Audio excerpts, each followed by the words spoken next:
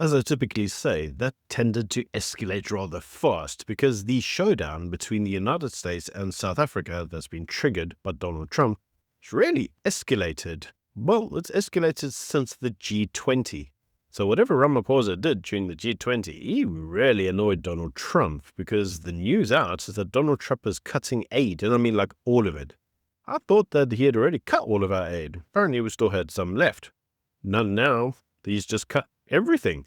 But before we get on to the main video of today, can I yet again remind you, if you haven't already, subscribe to the channel. Let's get on to the news. So you will recall, if you watched my videos from last week, Donald Trump has declared that he will bar South Africa from the 2026 G20 summit in Miami. Now he says that South Africa is engaged in human rights abuses, Witmense, genocide, and random land sieges. Now, he frames South Africa as a rogue state. That's an escalation. We're now a rogue state. And threatens us to use the G20 to punish it. The reality is, well, he can't, because the G20 operates strictly by consensus.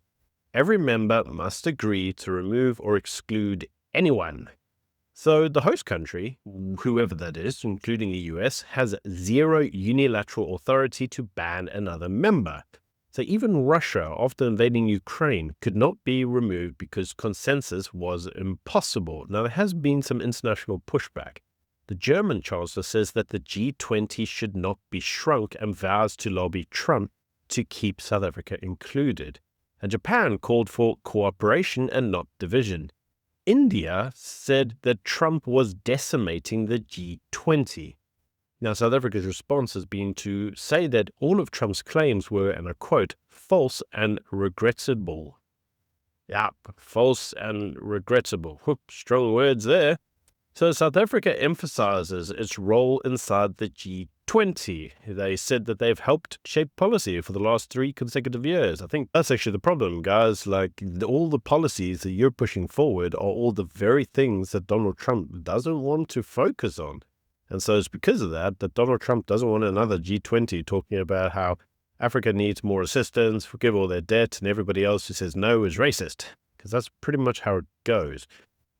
So Trump's move is being seen as an attempt to weaponize the summit for personal politics, because some suggestions are now that this is all a personal attack between Donald Trump and Cyril Ramaphosa. Maybe just don't like the guy, who knows. But in any case, the media has been quick to talk about how, well, Donald Trump can't exclude him, and he has all the claims, blah, blah, blah. You know, like, I wish the media wasn't as stupid as they are, because, you see, Donald Trump can exclude them. Let me tell you how he does it. South Africa applies for a diplomatic visa so they can go there. They say footsack, and they conquer the summit. See how this works? Like, they don't have to actually give him a visa to go. They're not required to. They could just say persona non grata. You can't, oh, we're sending Gwede. They could say no. Like, it's not hard. You don't literally have to stop him from going to the G20. You just say, well, to Miami, and you can't come to Miami. Jobs are done in. But you see, the media is too stupid to notice that, aren't they? So why is Trump doing all of this? Well, Trump is accusing South Africa of moral wrongdoing, specifically marking the Witmense do it.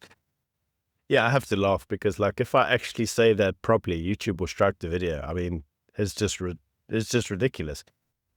In any case, these moral wrongdoings are all to justify hard power moves, which include excluding South Africa from the international arena, potential sanctions, foreign aid withdrawal, we'll talk about that in a minute, and global political pressure.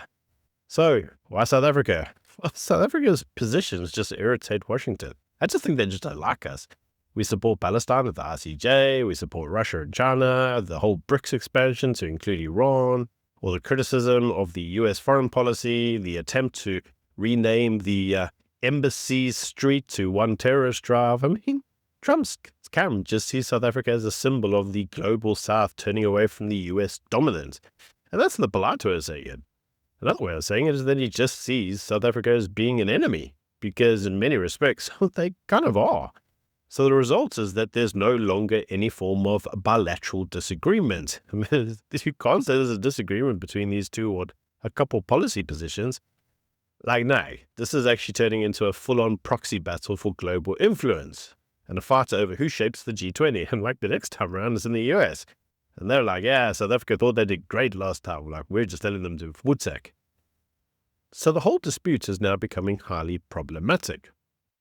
Now, not to be outdone in the stupidity department, I gotta say I read it and I just thought it was great. The EFF issued, the EFF, the fourth largest political party in South Africa, soon to be like the eighth largest political party in South Africa. Yeah, that one. And you probably haven't heard about them much anymore. They're not really a thing. Anyway, the EFF decided to try to be relevant. And they issued a statement. And in the statement, they called Trump's position illegal. They know, because they know everything about being illegal, and reckless, imperial. I think that's part of the reason why Trump doesn't want to engage with Africa. Like, he's just so tired of this imperialism slogan, and a retaliation for South Africa's pro-Palestinian stance.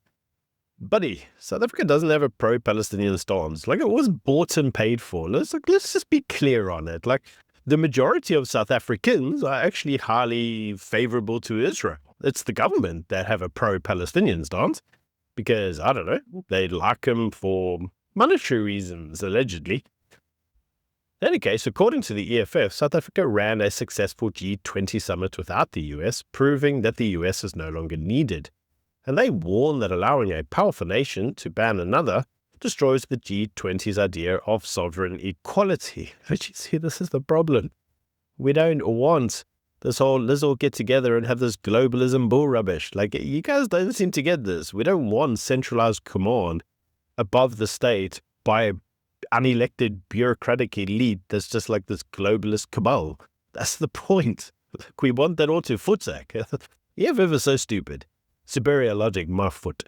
The EFF says that this is the moment to push anti-US messaging. They wonder why Trump doesn't want to talk to these morons. And an anti-imperialist rhetoric. Yeah, again, stupidity. And South Africa's symbolic leadership amongst the global South. Guys, like, even in the global South, many people tell South Africa to pushback all the time. You want proof on that? Just look at what happened with Rwanda, the Democratic Republic of Congo, and South Africa. Do you remember when Rwanda said, dude, if you want us to invade your crappy country, we'll go do that, because you guys are a joke? Look, I remember that. In any case, it's now actually becoming a little bit of a new dispute, because the new dispute is actually around the makeup of the G20 itself, with some suggesting it's become bloated and unfocused, and too many working groups. I mean, at this one, there were 21 working groups, and weak coordination and declining impact, because no one cares. Just go there and it's a talking shop. Now, 80% of the actual members who went to the G20, remember the EFF said this thing was great, say the G20 works best in crises. They don't have a crisis.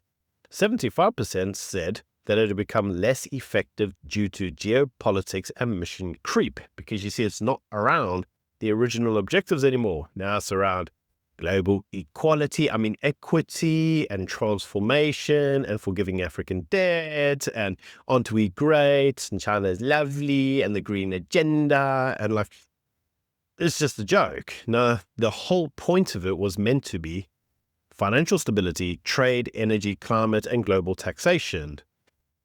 Now they have talks about ZZM in the middle of the Sahara Desert. I mean, what the hell's that got to do with the G20? So the US says that actually at G20 2026, they actually want to shrink the agenda. And so Trump says he actually wants to use a form of reform momentum as a form of cover to politicize membership so that actually they can control who can and can't go. Now to that, I would say, guys in the US, like, remember the pendulum swings both ways. So at some point in time, this could see you being kicked out your own forum. Anyway, getting then onto the main story. Well, Trump has also now said that he will stop all payments to South Africa and all subsidies to South Africa. So there is a suggestion that this could include PEFRA, HIV programs, and research funding. But previous funding already did major damage, and I mean previous funding cuts. So there's a few programs left, and you will recall that the US did restart up some funding of some HIV programs. Well, now Trump says he doesn't want any American money coming to South Africa. So who's actually going to get hurt? Well, clinics running HIV treatments, community health programs, university research labs, NGOs that depend directly on PEFRA, well, I'm actually okay with that one. Like NGOs, tick. And thousands of patients, like tens of thousands of patients. So Trump is using aid as a leverage over South Africa's foreign policy.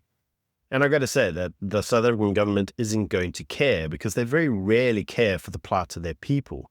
Now, vulnerable communities are just becoming collateral damage in this whole geopolitical dispute because, again, government don't care who gets hurt here as long as they get to, buy a new Lamborghini and have some Johnny Walker Blue Label. In any case, South Africa is now left trying to plug the gaps. But the scale of US aid is massive. So the cuts are going to be felt in HIV prevention, rural health, TB programs, and clinical staffing. Well, most of the programs provided by the state that the state generally don't do.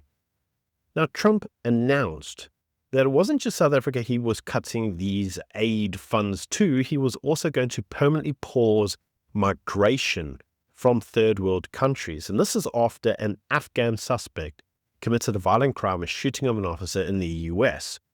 So what he's actually now saying is it's not just I'm cutting your aid. If you're from third world, I don't want you. Like any form of migration from third world, done. He says he's actually going to re-examine every green card issued to persons from countries of concern. And he will be reversing millions of admissions under Biden and deporting anybody who is not a net asset. And he says that he will be stopping migration from much of the developing world, which may possibly include South Africa. And I know what you're going to say, well, what about the refugee program? I don't know, I'm only repeating the news as it is, and they didn't talk a iota around the refugee program. But what it does mean is that if you're doing legal migration to the US, immigration might actually be harder, especially to get work in the US or get permanent residency. We'll find out when Trump's plans actually become more concrete and we have more meat on the bone. In any case, just remember that the category of third world does include South Africa. So what actually happens? I don't know. Wait and see. Now, last week, I also did a video that nobody watched. I don't know why. I actually thought it was a pretty good video. And it was all around Dilla Zuma and the scandal that she had of basically trying to get South Africans to go fight for the Russians, effectively selling South Africans to the Russians as cannon fodder. Well, the DA has actually filed a complaint, a criminal complaint or criminal charge against her for recruiting young South African men to fight for Russia and violating anti-mercenary laws and human trafficking. So what's the evidence? Because I had loads of MK supporters jump in the comment section and go, oh, it's lies, you white people and your lies. Well, the evidence is all in WhatsApp groups, which allegedly show promises of jobs, security work, and even foreign passports, 22 men being lured, passports burned, phones confiscated, and men moved towards the Donetsk front line. It's all bloody on WhatsApp, like the whole trail is right there. But, white man's lies, eh? Any case, Dilla Zuma, you remember the one who basically caused the 2021 riots over the incarceration of her father? Yeah, well, she's resigned from Parliament, and the MK party, after the scandal broke, and one of her own sisters said that she was going to criminally prosecute her, or at least lay charges, for everything that she had done. And so the MK party is saying that this is voluntary and denies any involvement in pushing her out. But let's be honest, at this point in time, she's a poisonous chalice. You don't want her near your party. But in any case, the entire issue does reinforce Trump's narrative that South African politicians are being tied to Russian interests, and it will strengthen Trump's argument that South Africa is armed with hostile actors, even providing troops to those actors. Because they did. Now this again damages South Africa's credibility in Western capitals during an already fragile diplomatic moment. It's not a good look having the entire thing over your head, and she has resigned in order to avoid the controversy. But in a way, the resignation itself was an admission of guilt. So, yeah, not a good look, is it? Okay, so that's the news of today. The confrontation between the US and South Africa is certainly escalating. In any case, let me know what you think of all of this in the comment section below. And until next time, bye.